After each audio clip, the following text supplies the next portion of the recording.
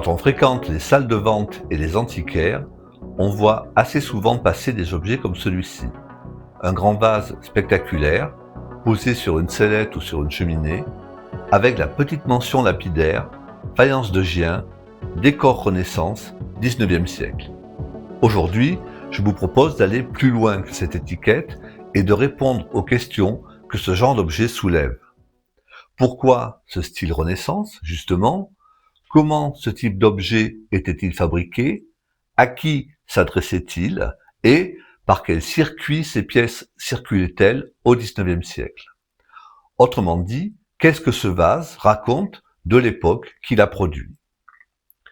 À première vue, il semble imiter une céramique italienne de la Renaissance. Pourtant, il appartient pleinement au XIXe siècle, à un moment où les manufactures françaises redécouvrent et réinventent les styles du passé. Si on prend le temps de le regarder, il parle d'industrie, de goût historique, de réseau de vente à travers l'Europe et d'un certain art de vivre bourgeois. À la fin de cette vidéo, vous aurez des clés très pratiques pour reconnaître une faïence de Gien, la situer dans le temps, évaluer sa qualité et comprendre où et comment ces objets circulaient à l'époque. La première chose à faire, c'est simplement de regarder ce vase et de voir quelle est son inspiration. On est face à ce qu'on appelle une pièce de forme, une céramique de dimension imposante, aux formes complexes, qui n'a pas d'abord une fonction utilitaire, comme une assiette ou une soupière. Ici, le corps du vase repose sur un pied-douche, ce petit piédestal qui renforce l'effet sculptural, et il est flanqué de deux anses très travaillées, presque théâtrales. Le décor est dit Renaissance, un vocabulaire de rinceaux, de grotesque, de cartouches, parfois de chimères, qui reprend les maïoliques italiennes du XVIe siècle, mais revues par un œil du XIXe siècle. Pour bien repérer cette réinterprétation typique du Second Empire et de l'après 1875, on peut s'appuyer sur plusieurs indices stylistiques. D'abord, la symétrie parfaite et la composition très ordonnée. Les maïoliques de la Renaissance italienne, comme celles d'Urbino ou de Gubbio, sont souvent plus libres, plus asymétriques. Ici, tout est encadré, bien dessiné. C'est le goût du XIXe siècle pour l'ordre et la lisibilité du décor. Ensuite, les couleurs. La palette Renaissance originelle est riche, mais relativement mate, avec beaucoup de terre de sienne, oxyde de manganèse, des bleus profonds, des ors subtils. Sur ce vase de Gien, au contraire, les tons sont plus vifs, plus saturés, jaune éclatant, bleu cobalt intense. Ils sont posés en aplat net qui évoque presque l'imprimé, plus que l'apatite organique du XVIe siècle. On note aussi l'abondance des motifs. Là où une maïolique authentique laisse des respirations dans le décor, ce vase accumule rinceaux entrelacés, poutis minuscules, candélabres, masques, etc. dans un foisonnement typique du néo-renaissance qui cherche à impressionner par sa densité et sa complexité. Enfin, le fond blanc éclatant. Les maïoliques italiennes présentent souvent un fond ivoire, légèrement rompu, alors qu'ici, le blanc est très pur. Ce fond très lumineux met en valeur à la fois la richesse des couleurs et la finesse du trait. Avec ce mélange caractéristique d'impression pour les contours et de peinture à la main pour les rehauts. Cette esthétique, on la retrouve sur d'autres objets, grands plats muraux, jardinières, parfois sur fond blanc, parfois sur fond bleu cobalt, notamment pour les productions d'après 1875 et jusque dans la seconde moitié du XXe siècle.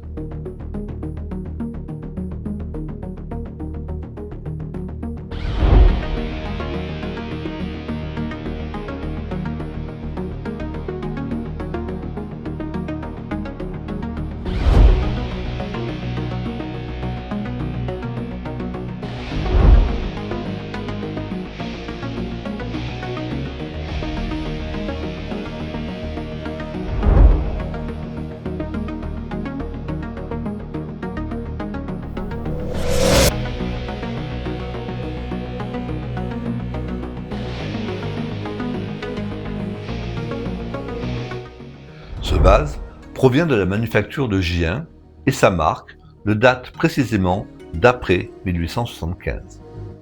La faïencerie est fondée en 1821 par un industriel anglais, Thomas Edme Hull, surnommé Hall, qui rachète l'ancien couvent des Minimes à Gien, sur les bords de la Loire, pour y installer ses fours. Cette implantation permet de profiter à la fois de la Loire, comme axe de transport, d'une main-d'œuvre locale et d'un environnement déjà marqué par les grandes demeures aristocratiques du Val-de-Loire.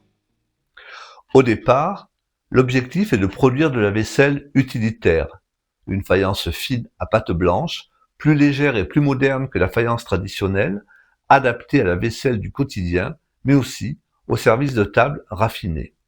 Très vite, la maison se structure industriellement et en 1842, elle devient Geoffroy, Guérin et compagnie. La manufacture prend un tournant esthétique important entre 1853 et 1865. Elle se lance dans une véritable relecture des styles historiques, avec des décors qui imitent le XVIIIe siècle et surtout la Renaissance. Ces grands décors néo-Renaissance répondent au goût de l'époque pour un passé réinventé, goût porté notamment par le Second Empire et la figure de l'impératrice Eugénie, très attachée aux évocations historiques. En 1867, à l'Exposition universelle de Paris, Gien remporte une médaille d'argent, ce qui assoit définitivement sa réputation. À partir des années 1870-1880, Gien explore aussi le japonisme, mouvement né d'une fascination pour l'esthétique japonaise qui marque la fin du siècle. Des pièces au décor asymétrique, avec des grues, des pruniers en fleurs, des vagues stylisées ou des motifs floraux inspirés des estampes coexistent avec des styles Renaissance. Ces vases japonisants, souvent plus élancés et aux couleurs douces, bleu laiteux, vert jade, rouge atténué, montrent la versatilité de la manufacture. Elle passe d'un historicisme européen à un exotisme oriental, toujours avec la même maîtrise technique. L'année 1875 marque une étape majeure. La manufacture se transforme en société anonyme et adopte officiellement le nom de Faïencerie de Gien. C'est à partir de cette date qu'elle développe massivement l'exportation et commence à utiliser le fameux cachet au château, marquant cette année fondatrice. Parallèlement, on trouve désormais une autre marque avec les initiales de la manufacture. C'est celle-là qu'on trouve sur ce vase. Les grands vases ovoïdes ou de forme Médicis, avec des anses modelées en serpents entrelacés, deviennent des pièces emblématiques de cette période. La faïencerie de Gien excelle dans l'art de l'imitation. Il ne s'agit pas de contrefaire les objets anciens, mais de rendre accessible à une clientèle bourgeoise en plein essor des décors et des formes autrefois réservés à l'aristocratie. On retrouve également ce genre de pièces dans des intérieurs ouvriers parisiens, si l'on se fie aux photographies prises dans ces années-là par un célèbre photographe, Eugène Adjet. Il s'agit, techniquement parlant, de faïence fine. La faïence fine se caractérise par une pâte blanche opaque non translucide, recouverte d'un émail qui forme une glaçure brillante et différente de la porcelaine vitrifiée à cœur et légèrement translucide. La pâte de faïence reste poreuse, mais l'émail la protège en surface. Les contours des dessins sont souvent d'abord imprimés sur la pièce par transfert, puis les couleurs sont appliquées minutieusement à la main. On a donc une combinaison d'impression industrielle et de peinture manuelle. Le geste de l'ouvrier peintre vient compléter le travail de la machine. L'intérêt sociologique de cette faïence, c'est la démocratisation des objets d'apparat. Grâce à une production sérielle, à la maîtrise de la faïence fine et au décor historiciste imprimé puis rehaussé à la main, Gien permet à la bourgeoisie d'acquérir des pièces spectaculaires imitant les grands modèles aristocratiques. Les grandes pièces, vases, jardinières, aiguières, garnitures de cheminée, deviennent de véritables manifestes techniques et esthétiques, faites pour impressionner par leur ampleur, la complexité des décors et la virtuosité des couleurs. C'est exactement dans ce contexte que se place ce vase à pied douche, au croisement d'une ambition industrielle et d'une culture historique, mise au service de la décoration intérieure. Pour reconnaître une pièce de Gien et essayer de la dater, le premier réflexe, c'est de retourner l'objet et de regarder la marque. De 1821 à 1875, on rencontre souvent les lettres GF pour Gien France ou le nom Geoffroy. Autour de 1856, apparaît un premier logo avec 3 tours, précurseur de la célèbre marque au château, adoptée définitivement en 1875. À partir de cette date, le cachet au château, accompagné de la mention faïencerie de Gien, se généralise. Elle coexiste un temps avec d'autres variantes, plus anciennes ou spécialisées. La difficulté, c'est qu'il existe aussi des pièces dans le goût de Gien, produites par d'autres manufactures. Il existe également des contrefaçons plus tardives qui entretiennent la confusion si l'on se fie uniquement à la marque qu'elles imitent également.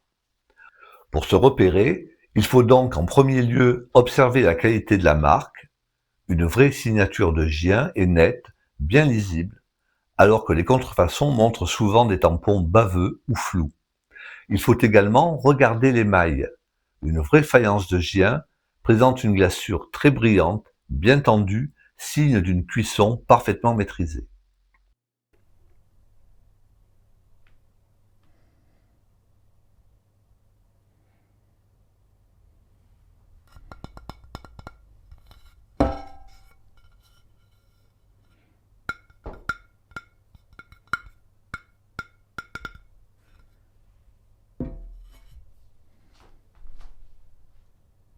Pour estimer une pièce, on examine d'abord l'état.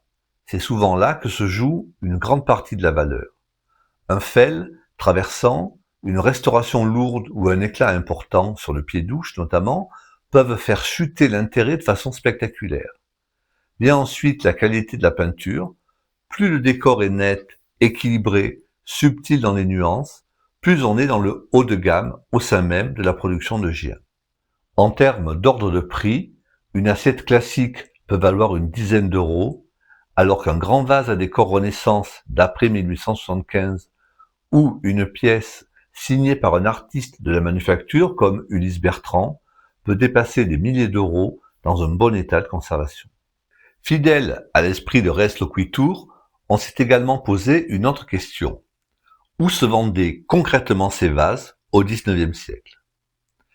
La manufacture de Gien s'appuie d'abord sur une présence parisienne, un dépôt et un magasin d'exposition permettant de montrer les nouveautés, de toucher la clientèle urbaine, de rencontrer décorateurs et revendeurs. Pour une pièce comme ce vase, il est très probable qu'elle ait été choisie ou commandée via ce type de relais parisien plutôt que directement à l'usine. Un autre moment clé pour la diffusion de ces grandes pièces, ce sont les expositions universelles et les grandes expositions industrielles. Au XIXe siècle, ces événements jouent le rôle de grands théâtres du progrès et du luxe. Les manufactures y exposent leurs pièces les plus ambitieuses, parfois réalisées spécialement pour l'occasion. Gien y présente des services, des garnitures de cheminée, des vases monumentaux qui démontrent à la fois sa maîtrise technique et sa capacité à dialoguer avec l'histoire de l'art. Les visiteurs ne repartent pas forcément avec le vase exposé, mais ces pièces servent de catalogue vivant et à ce moment-là, on passe commande. C'est aussi par ces expositions que la réputation de Gien se diffuse à l'international vers l'Angleterre, la Russie ou encore les États-Unis. En dehors de Paris et des expositions, la faïence de Gien est présente dans un réseau dense de boutiques spécialisées. Les marchands de cristaux et de porcelaine, les magasins de nouveautés qui vendent verreries, faïences, porcelaine française et étrangère, mais aussi objets de luxe et de fantaisie. Les représentants de commerce de Gien y apportent des catalogues illustrés, des échantillons et proposent des services complets ou des pièces de forme à la mode. Le commerçant compose alors son assortiment, vaisselle de tous les jours, pièces plus ostentatoires pour les clients fortunés ou les grandes occasions, parfois des commandes spéciales avec armoiries, monogrammes ou décors personnalisés. Ce vase, par sa dimension et son registre décoratif, appartient clairement à cette catégorie de pièces spectaculaires qu'on achète pour afficher un certain statut social. Reste la question de l'usage. À quoi servait ce vase au XIXe siècle? Avant tout, il sert à marquer un espace, une cheminée, une console, une enfilade, et à signifier un certain niveau de culture et de fortune. On montre qu'on suit les modes, qu'on connaît les références historiques, qu'on a accès à des circuits de vente sophistiqués. On peut bien sûr l'utiliser comme vase au sens strict, pour des fleurs, mais sa fonction symbolique est au moins aussi importante que sa fonction utilitaire. Aujourd'hui, ce type de pièce devient surtout un témoin. On peut le laisser vide, comme un fragment de décor hérité du XIXe siècle, ou l'intégrer à une mise en scène contemporaine, en assumant pleinement son côté théâtral. La seule chose à éviter, si on tient à le préserver, c'est de l'exposer en permanence à l'humidité, à des bouquets dans de l'eau stagnante ou à des chocs répétés. La pâte poreuse de la faïence absorbe l'eau et peut créer des taches brunes indélébiles sous la glaçure. Si vous voulez l'utiliser pour des fleurs fraîches, le mieux est de glisser un récipient en plastique à l'intérieur. Autre point important, ne le manipulez jamais par les anses, au risque de le briser. Prenez-le par le corps, lui-même plus dense et plus compact. Quand on lit les descriptions sur Internet ou dans les catalogues de vente, on se contente souvent de quelques mots. J'ai un décor Renaissance, 19e siècle. Et on passe à l'objet suivant. Mais dès qu'on prend le temps de regarder ce vase de près, il devient beaucoup plus qu'un simple élément décoratif.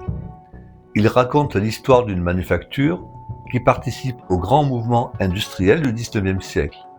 Il raconte une mode très particulière, le goût pour les styles du passé, ici la Renaissance, réinventé pour les intérieurs bourgeois ou aristocratiques. Il évoque enfin les circuits commerciaux qui faisaient circuler ces objets des ateliers de la Loire jusqu'aux boutiques parisiennes, aux châteaux et aux grandes demeures de province. Autrement dit, ce vase est un fragment d'un monde social, économique et esthétique aujourd'hui disparu. Et c'est sans doute ce qui rend ces objets si intéressants. Derrière une simple mention de catalogue, ils cachent presque toujours des histoires beaucoup plus vastes. Il suffit juste de prendre le temps de les faire parler.